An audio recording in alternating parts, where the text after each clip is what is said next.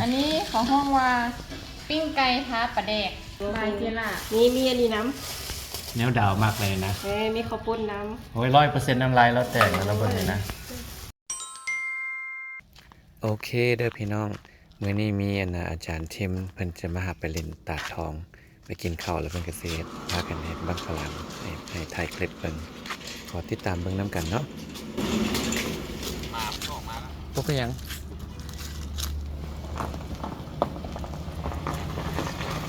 ว่าระวังหมาผมกล้าลงเลยเว้ยมาให้เด้อระวังเด้อมาคลิปเด้อเจ้าผู้สบอกว่าคอยเป็นไผ่ก็มาโดดไตวันนี้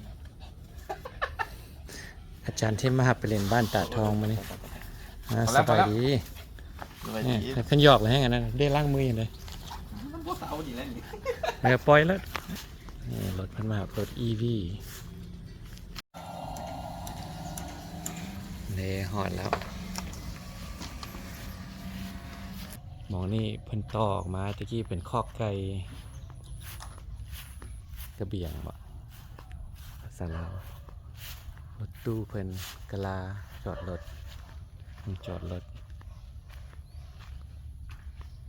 โอ้สกิดกระเป๋าเข่าได้นะอันนี้จะเป็นเงินครัวกับห้องของเรา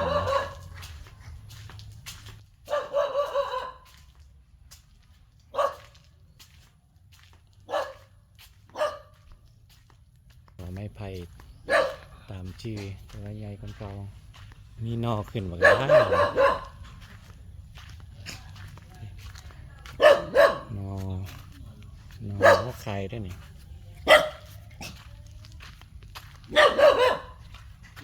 นี่นอนี่ตัวนี้แบบใหญ่นี่นะ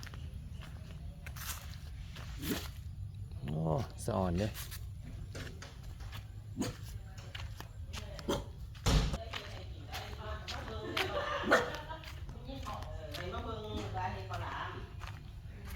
แล้วเหรอวะแล้วเหรอขลามอ่ะไอ้โจ้ไม่ได้กินเด้อขนาดนี้เป็นให้เจ้าเบิ้งเจ้าไทยผู้โอ้ให้เบิ้งไปให้ดาวเบิ้งว่าเจ้าข่อยเฮ็ดข้าวหลามข้าวใหม่ให้เบิ้งซื้อเฮ็ดอ้างเพิ่นให้เบิ้งบ่ได้กินโอ้ห่วยเห็นนี่เป็นตาเฮ็ดอยู่ว่าคำบ่ได้กินนี่นะบ่โดนจะรอเข้าไปดังไฟผู้เดียวก็ได้เลยนี่นะมาบึดหาตัวเฮาสัวแค่ตัวตอนถ่ายวิดีโอกันประเด็นนะแต่เขาบ่แม่นแขกเด้อคนลาวเด้อลาวบ่มีหนวดเนาะธรรมดาแขกมันต้องเนาะมีหนวดสิได้คนลาวเด้อเอาอันจานมาใส่แม่น้อยไว้ให้ลูกเต้าใช่เองใส่ผงฮูได้ละล่ะเอ้ยไปตามปอกแป๊กมาหลอกปอกแป๊กจะหลอกแจ๊กส่วนดาวอีกคนเด้ชวนอ้างเพิ่นไว้นี่นะมาเด้อดาวมาเฮ็ดอันข้าวหลามน้ำกันข้าวหลามเด้อข้าวหลามตัดทองเด้อจ้าใช่อย่างแน่เนาะมีเผือกแล้วก็มีมันกำแล้วก็มันส้มมันม่วงไปหาเขาบ้านนอกหลายเอาเข้าไว้โอ้ขลามเข้าใหม่ๆเลยเนาะอันนี้ข้าวหลามเข้าแล้วข้าวหลามเข้าว่าแต่สวรรค์คนใดโอ้ยสวรรค์นักขี้แน่นอนแหละอันดาวแล้วแห้งคิดฮอดแล้วเป็นยังไงนะข้าวบางทีเด้อมันจะแซ่บโอ้แท้มันจะจ่องอะไรกันคุณน่ะจองอีตื่นมาจองคนจัดการมันนอนดูตื่นมาแล้วจองเดี๋ยวถ่ายนิวถ่ายดาวก่อนเดี๋ยวดาวจีนเดี๋ยวดาวจีนว่าฉันนั้นจัดการเพิ่มที่ว่าล้างแกน้องเราเนาะน้องยังไม่เคยเห็นดอกน้องใช่ก่อนจองเด้อได้จากบ้างแล้วนะ2 5 6 7 8บ้างบ่เบิดต้องหนีเข้านี่เขาต้องได้ไปเอามาใส่บ้างไม่ไผ่เปล่าอยู่ใส่หลังบ้านนี่เลยเนาะต้นไม้เขาดิเด็กต้นไม้เขาเด็กโอเคตัดให้เบิ้งอีกเนาะอันนั้นก็ดีตัดให้เบิ้งสิไปตัดให้เบิ้งแล้วมาใส่ไม้แล้วก็เบิ้งซื้อกินบ่ได้ว่าติ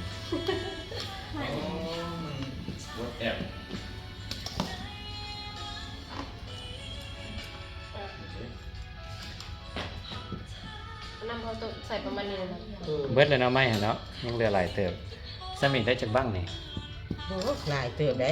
4-5บ้างฮู้จักฉันแม่นน้อยได้ฉันแม่นบางน้อยได้ มีเผือกมีมันนำเนาะ แม่ มัน3ชนิดพุ่นตัวเนาะ แมนมัน3ชนิด เอาไปมัน2เผื มั อก น หนึ ส ง อง มัน เปลือก 2 หนึง เปลือกหนึง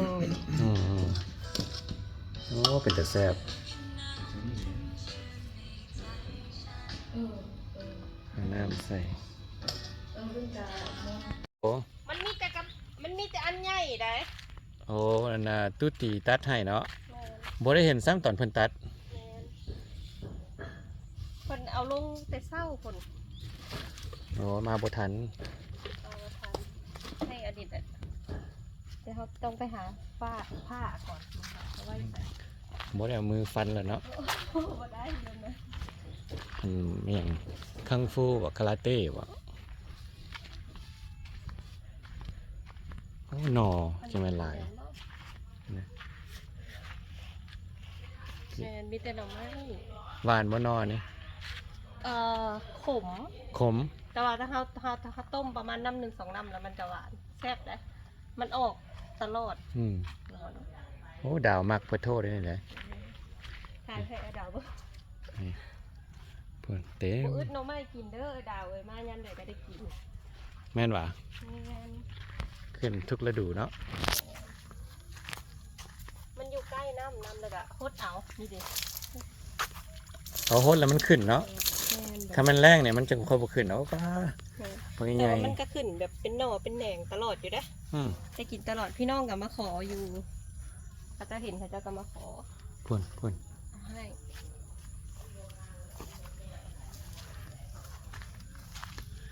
เดดาวจีวสภาพโบสถ์เก่าบ้านแม่สอยพอตี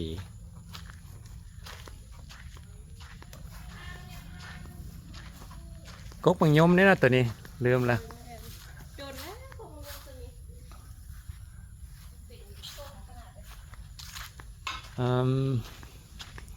ใส่กกหมักเฟือหมักไฟบ่ตัวนี้เนาะกกหมักไฟ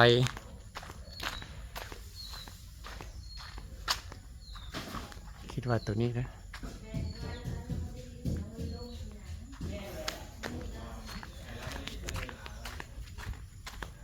ถ่ายยาวได้หนินะให้เห็นสภาพ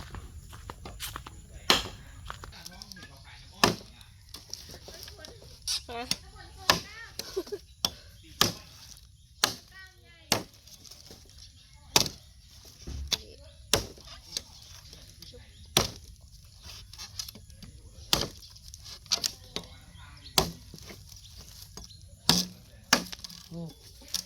น้ำฟ้งออกมาพุ่นนะมันเปียกไปทางใน โอ้ มีน้ำบ่ บ่มีเลย โอ้สันน้ำก้านมันน่ะเนาะ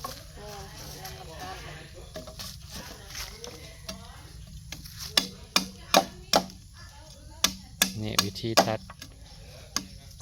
บั้งขลามเนาะตัดไม้ไผ่ บริเซียนเรา แต่ว่าคนตัดให้บ่อยู่แล้ว กองเต็มนี้เนี่ยไปปลูกได้เนี่ยเนาะแม่นบ่ แม่นอันนั้นปลูกได้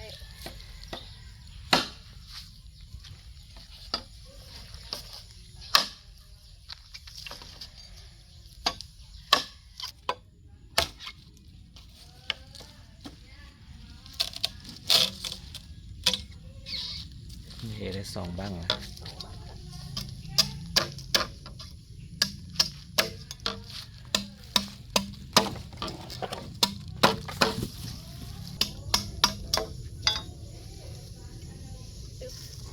น่าจะพอจะได้ พอเลยบ่ เพราะมันบ้างมันใหญ่ อืม ได้2บ้าง โอ้ทรงสีหอมแบบเผานะบ้างไหมอยู่พูดเนาะอันน่ะเสื้อตัวเก่าเขาจนแห้งตอนไปเฮ็ดบังขลามอะนะก็เจ้ามาแต่ใต้ไปขายมินเดสตานี่สดๆเลย อันนี้แบบมันต้องซื้ออันนี้ อยู่เงินเขามีเบิร์ดเกิด นี่เต็มเนาะคน อยากได้รับสำใดเลือกเอา บางใหญ่บางน้อย เลือก บางอันน่ะมันก็บาง10,000บาง20,000บ่ แม่ แต่ว่าเดี๋ยวนี้เขาเจ้าค่อนข้างขายแพงเมื่อเป็นบ้างหนึ่ง30 บ่ย้อนเงินเฟ้อเนาะ อันนี้บาง50ประมาณนี้เนาะค่ะ บ่อ อืม บ่ได้ โอ้ ใหญ่ ย โพด อัน เรา นี้ ไม่ ใหญ่ ได้ โพด ขายใหญ่กันนะ อย่าให้พอ ใหญ่โพดเลยขาย50 ส่วนรายเขาก็เห็นบางใหญ่กว่านี้เขาขาย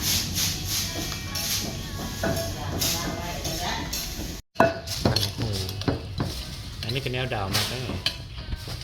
มีแต่แนวเพิ่นมักเบิดนี่นะ โอ้ยโมว่างแล้วทางกันนะ เออ อาหารขึ้นบ้าน คิดฮอดกันเต็มที่แล้ว เนาะเอาอธิษฐานให้ได้มาหากันให้ได้มายามกัน อืม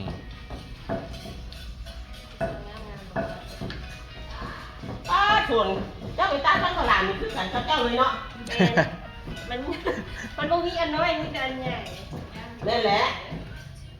อันพอได้ได้บ้างจอยก็เอาอันน่ะบอกคนจอยไปตัด เอ๊ะนั่งอยู่บนกล่องแล้วดิมีอันเดียว อั ฮะ นนี้คนน้อยอันนี้คนใหญ่ บอกใครก็เอาบิวบ่ บิวบิว บอกบิวได้ไปตัดน่ะจะได้บ้างจอย นั่งอยู่ ตัดขาดผมนักกระเดิน2นาทีเท่านั้นฟันเป็นบางใหญ่ อ้าหอมประแดกได้หลายเลยคุยๆซะ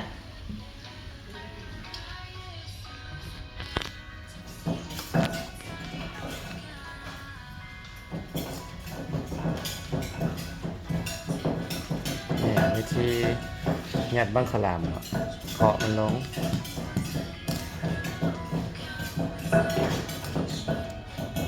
ข้าวหันน้อยเดียวนี่ตั้งแต่เครื่องมัน เครื่องลาย เครื่องลาย เครื่อง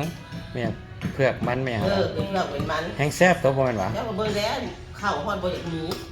ขาย เออ รุ่น แซ่บแห นี้ ละ รุ่นนี้ขายแบบบ่ได้กำไรขาดทุนอย่างเดียว โอ้ขัดทิน มีทันมันหลายขายแล้วก็จิ้งขายเธอเดียวแล้วก็แล้วเฮ็ดกินเองเนี่ยนี่บ่ได้เฮ็ดขายเนาะ อืม เบิดขึ้นขึ้นไทยกำไรเบิดนะ เฮ็ดถ่ายคลิปซื่อ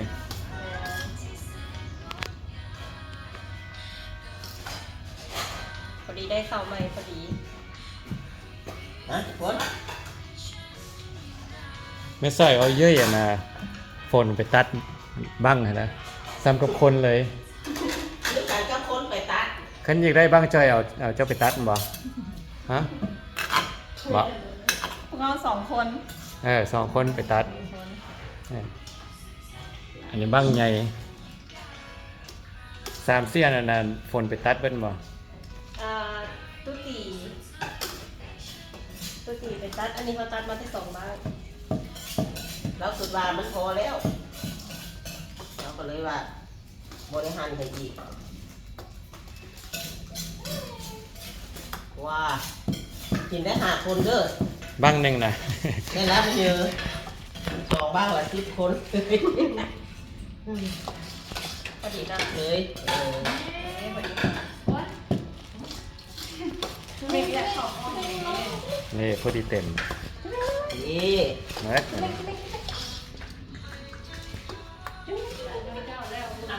เอาอย่างมันยัดอันน่ะตันมันไว้แล้ววัน ปา นี้ กมันนี่บ่ใบเตย ใบเตยห้อยใบเตยให้หอมเพิ่มเลยเนาะ แอนถ้าใบเตยแล้วเขากับม้วนๆนะ อืม ขั้นเป็นพวกที่เขาเจ้าอันขั้นบักพร้าวสดเห็นเขาเอาขี้บักพร้าวเด้ขาวๆนี่ เออ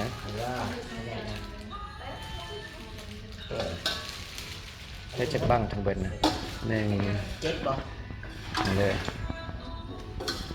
2 4 6 8 9 10บ้าง สิบบ่ อืมโอ้ แล้วสิกินบาทนี่เจ้า อันอย่างนี้ อันนี้ของห้องว่าปิ้งไก่ท้าปลาแดก ปิ้งกระดาษปลาแดกปิ้งอยู่นี่บอกเลยว่าไปซื้อเอา คือเอา เสื้อกับแซบอยู่บ้านเท่าน่ะมันโบแมน ห้องว่าปิ้งแก้วอย่างแก้วก็2 บาทนะ เจลจิ้มมาน้ำมันหันบ่ บ่แกะถุงเดียวก็ได้อยู่เมื่อวานให้เขา แก้ว ไว้ มา ได้ ได้มัน แต่ไอ้นี่โอ้ครับอันแม่ปลาน้อยก็พอปลาน้อยแหละ อันนี้ได้สัก เอาเบิดสักคนนี่แล้วกินน้ำกันเอาคือบ่ท่ากินน้ำกัน บ่ได้เด้ถ้าเป็นบ่ได้มันยากเลย เขาอยากแล้วกินเลยบดก็เดี๋ยวจะท่ากินน้ำแขกบ่เลยเนาะ เอาแล้วคนบางคนบ่เป็นแขกเนาะ กิน ลืมถ้าคนลาวนี่กินแล้วเนาะ แม่น กินก็ได้กินต่ำกินยู่กินยู่เดี๋ยวบอกจะใส่กินยู่กินยู่ เด้อตามบักฮุงนี่แนว ใบเจล่านี่มีอันนี้น้ แนวดาวมากเลยนะ ำมีข้าวปุ้นน้ โอ้ย100%น้ำลายเราแตกแล้วเราเบิ่งเลยนะ ำหอมหลายเด้อด่า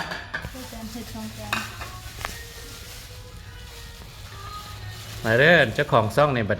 กลับมานี่มาประสบการณ์เอาเองเด้อว่าสิเป็นสภาพเก่าบ่ควร เด็กยังอยู่เด็กเอาอยู่ โทรหาไผอ้อย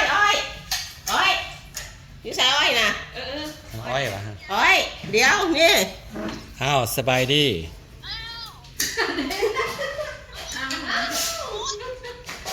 แจ็คได้ลงโคกมาตกพี่นะเอาสะพายไม่เท่าครอบครัวไม่เท่าก็ยังบ่ฮู้ไปส่งเพิ่นอยืนเดินย้อนบ่ขึ้นมานั่งย้อนมานำเลย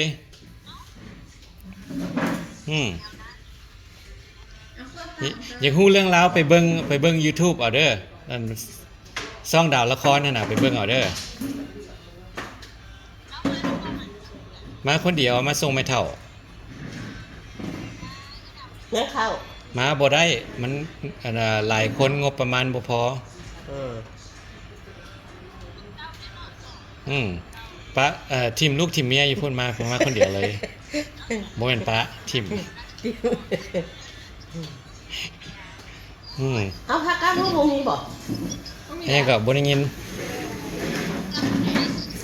วันที่18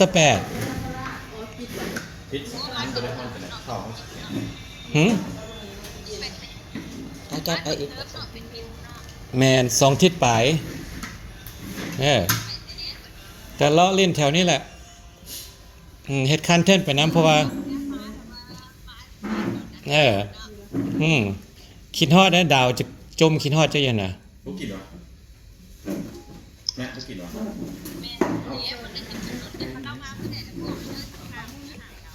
เอาไปนั่ง สิกินข้าวเลยเด้อ เดี๋ยวอาหารอ้อย กินไก่สุ่มตร โอ้ส้มตำหั่นเล่นอย่างดี มาพี่ ำเอาคือสีส้มหนาวอยู่ทางคุณทุกคนจะเสียไปยาวจำ โอ้ยทรงหนาวแค่ว่าหนาวอยู่ก่อน นั่ เรา ง ประเทศไทยหนาว อันนี้มันเป็นตะกิน ส้มตำยั่วๆเจอเด้อจ้า ใครจะกินตีน ช่วยกินตีนวะ อันนี้ no สีขาวเราไปทาดิบเลยเด้อ เอาพอได้ซีรีวิวอาหารนะ อันนี้เมนูอันนี้ซื้อมาอย่างซื้อ มองว่าจะ ภาษาลาวตำบักโคง จะคนมาแต่ประเทศไหนบ่ฮู้ได้เลยเด้อประเทศอะไรอย่าง ประเทศปลาอัน ตะกุจิง จากประเทศอย่างนี้เดินประเทศบริคำไทย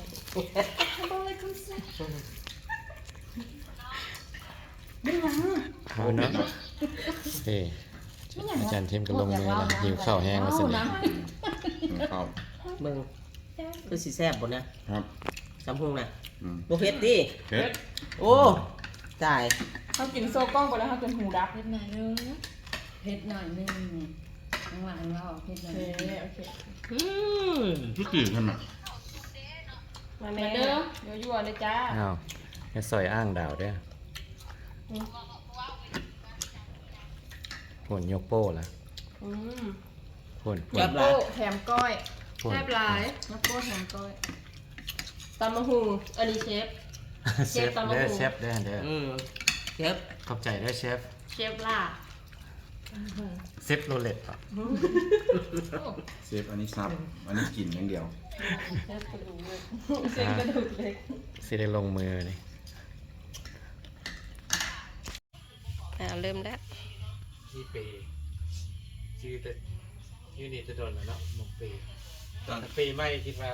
โอ้ไม่แล้วมันโดนละลายเปลี่ยนปีละอันปีละ ที่ร้าน เสื้อ ตัวนี้อันซานเอาเองมันปีตัว บอ นี้ กอซื้อ ซื้อ แต่ว่ามันบ่ค่อยกุ้มโดนแล้วเดี๋ยวนี้ ตัวนั้นในซุ้มที่คุ้มโดนอยู่ตอนนี้ ตัวนี้กุ้มโดน อืม มันหักเจ็บตัวเลยตัวนั้นสีนุ่ม เฮ้ยดาวชื่อว่าดาวที่เปอยู่ส่วนนี้ ตอนนั้นมีตูบนี้แหละวะตอนจะไป กระมีมันเป็นมือครัวตัวนี้ตู้เป็นที่เจียวนะส่วนนั้นทับที่ตัวมองเลยเนาะตู้วันนี้ก็เย็นดีมั้ยนี่ฟ้าบดเย็นสบายเป็นน้ำอ้อยอันผู้อันบดเต็มประเดี๋ยวไปสละ อันไปนอนอยู่ตูบเนาะมันมีตูบอยู่ข้าง มันไปสัมภาษณ์คนพื้นหน่อย ๆเดี๋ยวจิพาไปเบิ่งเนาะเดี๋ยวจิพาย่างไปหาคนบ่ค่อยเต็มปานใดว่าตอนนี้เราเฮ็ดอีหยังอยู่เฮ็ดอีหยังอยู่เนาะ คือสบายแหละอย่างนี้เนาะเบิ่งเอาเนาะเราก็จักสิว่าจังได๋ก็สิว่าเต็มหรือบ่เต็มก็ให้ทุกคนเบิ่งเอาเองเนาะเฮาบ่ได้เว้าให้เราซื่อๆได้ จักบนอนเว้นนั่น เรา น่ะ ต้องเป็นนอนเว้นเนาะเพิ่นว่า ชิวน อนตื่นขึ้นมาแล้วเฮ็ดหยัง กิน กินหยังกินหยัง ข้าวตัวตอนนินกินแล้วนอนจักบ่ ข้าวหลามเนาะเดี๋ยวความเราสบายเบิ่งเอา นี่มองในบ้านมีมองพักมีงามๆสภาพบ้านเฮาเนาะนี่มันต้องมานั่งกระท่อมในวันแม่สอยมันพักอยู่แนวนี้ นั่งตูบน้อย ตูบน้อยอยู่โฮม โฮมไทยโฮมไทยโฮมก่อหน่อไม้ นี่เย็นดี